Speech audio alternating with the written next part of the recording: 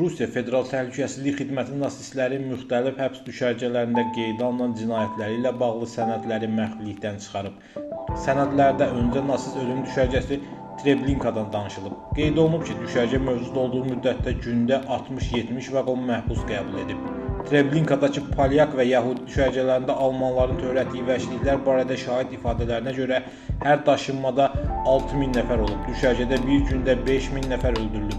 Qalan 1000 nəfər çılpaq insan isə zorakılığa və işgəncələrə məruz qalıb. Qeyd olunub ki, Qərbi Avropadan Treblinkaya gələn qatarların zahiri görünüşü sərnişinlərinin sonradan nələr yaşayacağını biruzə verməyib. Sərnişinlər silahlı mühafizəçilər olmadan adi qatar heyəti ilə səyahət ediblər. Qatarda yataq və restoran vaqonları olub və gələcək qurbanlar çox vaxt bütöv ailələri sanki adi səyahətə gedirmiş kimi özləri ilə böyük çamadanlar və ərzaq aparıblar. 65-ci Ordunun Hərbi Prokurorluğunun 27 sentyabr 1944-cü ildə almanların cinayəti ilə bağlı apardığı istintaqda qeyd olunub. Düşərgənin özünə dəmir yolu xətti çəkilib. Qatarlarla gələn məhbuslar tranzit stansiyası görünüşünü yaradan panorama ilə qarşılaşıblar.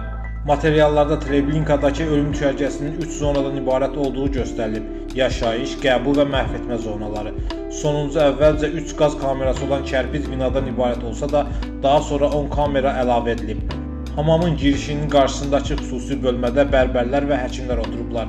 Bəziləri qadınların saçlarını qırxıb, digərləri isə əllərində kəlpətinlə hər kəsin ağzını yoxlayıb və qızıl dişlərini çıxarıblar.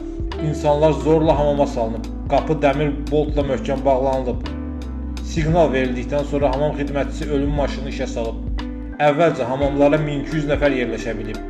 Bu tutum almanları qane etməyib və onlar tez bir zamanda mövcud olan 3 dəfə böyük məkan tikiblər. 10 dəqiqə sonra hamamın içərisindəki insanlar dəhşətli əzab içində ölüblər. Sənədlərdə Auschwitz həbs düşərgəsindən də yazılıb. Qeyd olunub ki, 1943-cü ildə burada qazlaşdırılmış 4 kompleks inşa olunub. Nəticədə düşərgənin məhv etmə gücü nəhəng, həqiqətən sənaye miqyasına çatıb. Onların ümumi gücü gündə 4400 nəfər qədər insanın yandırılmasına imkan verib. Nasistlər ilk dəfə bunu 1941-ci ildə Auschwitzdə 11-ci blokun zirzəmisində sınaqdan keçiriblər və orada 850 nəfər öldürülüb. Məxfilikdən çıxarılan növbəti sənəddə yazılıb ki, Ukrayna ərazisindəki Slavişta şəhərində Wehrmachtın gəlişi ilə ölüm fabrikinə çevrilib. SSR Daxili İşlər Komissarlığının bölmə rəisinin Damitsa düşərgəsindəki hərbi əsirlərin vəziyyəti barədə 24 noyabr 1942-ci il tarixli arayışında deyilir. Bir vaxtlar çiçəklənən Ukrayna şəhərləri nasist işğalçılar tərəfindən mərkəzi həbs düşərgəsinə çevrilib. Bu cəhənnəmə girənləri 2 yol gözləyir. Məzar və ya Alman düşərgələrində məcburi əmək. Orada nasistlər tərəfindən 120 mindən çox şəxs, hərbi əsirlər və mülki şəxslər öldürülüb. İşgəncəyə məruz qalıb və ya şikəst edilib. Vurğulanıb ki, 1941-ci ilin sonuna qədər Darnitsa düşərgəsində saxlanılan hərbi əsirlərin sayı 40 minə çatıb. Düşərgədə saxlanılan hərbi əsirlərin 70%-ə qədəri Ukraynalı olub.